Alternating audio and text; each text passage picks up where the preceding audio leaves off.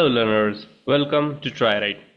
Today we will move on to the concept of platform independence. Now, why Java is platform independent?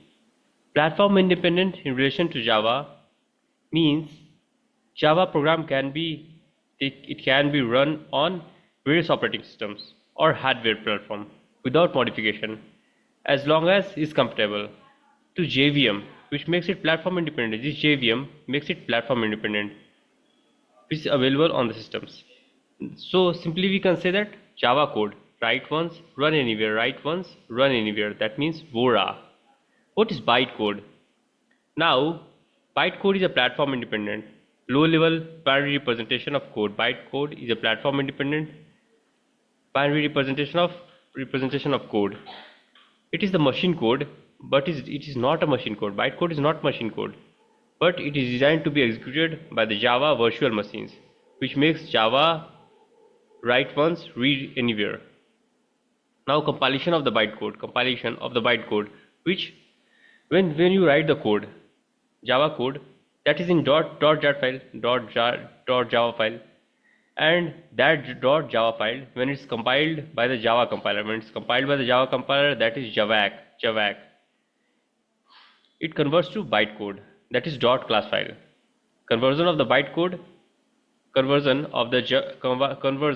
by the Java compiler of the .java file into bytecode is called .class file. Now bytecode is not machine code. Bytecode which is compiled and converted is not machine code. It is an intermediate. Yeah, because you can run this bytecode on different hardware and software.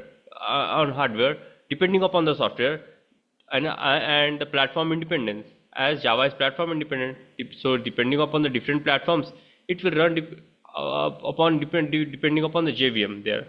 So when you write the java file, that is hello.java, that is this is the file which you wrote in the .java file. When it's compiled by the compiler, it converts to javac compiler, that is javac. It converts to a .class file, that is bytecode, that is converted to bytecode. Now the execution will take place by the JVM. Each platform such as Windows, Linux, Macs has its own JVM implementation. Each platform which will vary according to the difference in platform. Now JVM makes same bytecode and convert into native machine. JVM convert this bytecode and convert into native machines that run this code. So the platform independent details can be handled by the JVM, and this is how Java code can be easily run on different platforms. Now for visual representation, we will be watching it. When we write our Java code, that is in .java files. Now the compiler, that is the javac compiler, it converts the written code Java files to our bytecode files, to our .class files. That is the bytecode. They are the bytecodes. Now these bytecodes will run according to the difference in the platform independence due to the JVM, which makes the Java platform independent.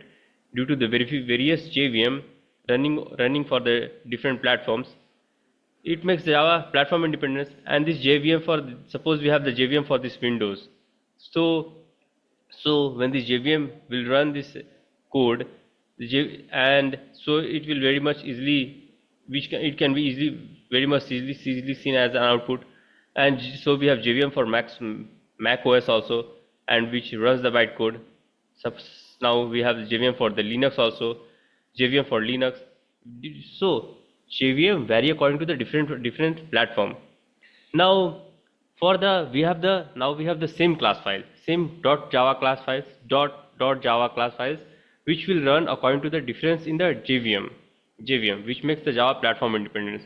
First your file is written in form .java files, then it is compiled by the javac, that is the Java compiler, to the .class files, and that .class file gives the bytecode which can be run on different platforms, and this due to this JVM, which makes the Java code platform independent, and it can run on different platforms.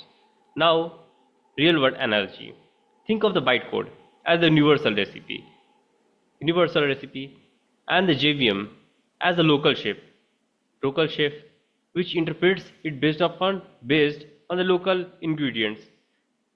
This local universal recipe will be prepared by the local chef based on local ingredients, which are the operating system and hardware giving us the output. So finally we got to know why Java is platform independent. Now thank you.